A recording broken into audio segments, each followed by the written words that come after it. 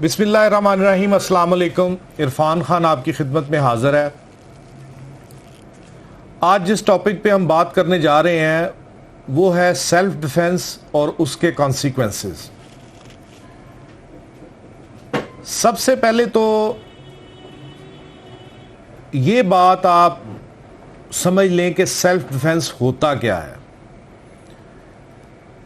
Self defence ये होता है कि आप पुरअमन हैं और आपके ऊपर किसी ने गैर कानूनी तौर पर बिला वजह बिला इश्तियाल अटैक कर दिया है और अपने आप को बचाने के लिए आप अपना दिफा करते हैं।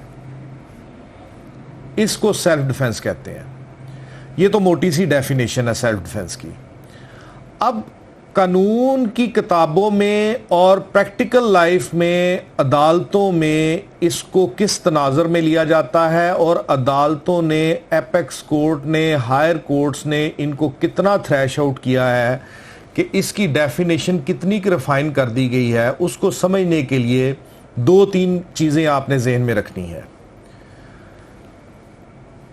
उसके लिए मैं आपको एक मिसाल दे देता हूं कि एक शख्स डंडे के साथ आपके ऊपर हमला आवर होता है और वो ललकारे मारता कि मैं इसको नहीं छोड़ूंगा और आप पे डंडे से हमला आवर होता है और आप अपना डिफेंस करने के लिए पिस्टल निकाल के उसके ऊपर फायर करके उसको मार देते हैं। That is not called self defence. Proportionate wise balance होना चाहिए सेल्फ डिफेंस। ये नहीं होना चाहिए कि एक शख्स आपको गाली निकाले और आप उसका दांत तोड़ दें। एक शख्स आपको सिर्फ ललकारा मारे खाली हाथ और आप उसकी टांग तोड़ दें। सेल्फ डिफेंस में बैलेंस होना चाहिए। बैलेंस उन हालात के मुताबिक होना चाहिए। एक शख्स आप पर डंडे से हमलावर होता है और आप अपने सेल्फ डिफेंस में डंडे से ही उसको जवाब देते हैं या पास पड़ी हुई किसी ब्लंट चीज़ से आप उसको जवाब देते हैं। That is called self defence. अब सेल्फ डिफेंस के लिए जो स्टेप बाय स्टेप इंग्रेडिएंट्स हैं कि सबसे पहले तो आपने उसको रोकने की कोशिश करनी है। अदालत में आपने ये साबित करना है कि मैंने पहले उसको रोकने की कोशिश की लेकिन वो रुका नहीं, और क्योंकि वो रुक नहीं रहा था, अगर मैं अपना डिफेंस ना करता तो जो ज़रब उसको लगी है वो ज़रब उससे ज़्यादा संगीन नोयत से मुझे लग सकती थी। अगर आप ये साबित कर देते हैं तो फिर तो आपका सेल्फ डिफेंस प्रूव्ड होगा और आप एक मासूम शहरी तस्वर होंगे।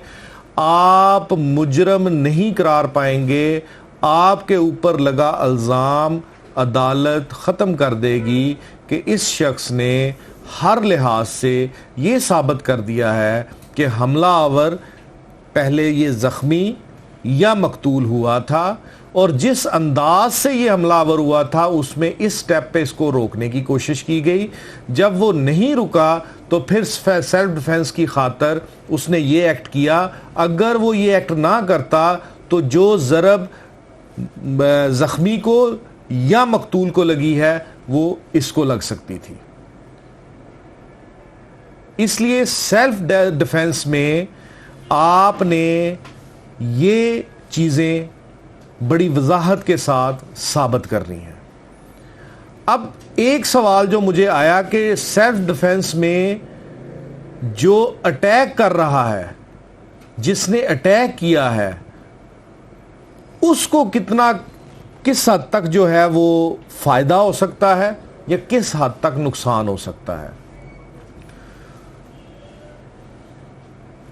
नुकसान तो उस हद तक हो सकता है कि अगर अगला बंदा साबित कर गया कि अटैकर ये है और मैंने अपने आप को सेफ करने के लिए इसको रोका और सेल्फ डिफेंस जो है वो साबित कर गया, तो फिर नुकसान उसको है कि उसको अपनी लगी हुई चोट का कोई सिला नहीं मिलेगा। वो यही तस्वर होगा कि ये चोट तुम्हारे एक्ट की वजह से तुम्हें लगी है। ये अटैकर को नुकसान होगा। फायदा तब होगा कि अटैकर ये साबित कर दे कि मैंने अटैक नहीं किया, अटैक इसने ही किया है। अगर मैंने अटैक किया होता तो इसको भी कोई चोट आती, इसको कोई चोट नहीं आई, चोटें सारी मुझे आई हैं। या मकतूल के जो गवाहान हैं वो ये साबित कर दें कि जनाब इसको तो खराश तक नहीं आई और मकतूल मर गया। अगर मकतूल मर गया है इसके इस एक्ट की वजह से और इसको खराश तक नहीं आई तो ये सेल्फ डिफेंस में नहीं आता, तो फिर इसका फ़ायदा मकतूल पार्टी को होगा और जो कातल पार्टी होगी उसको सज़ा मिलेगी।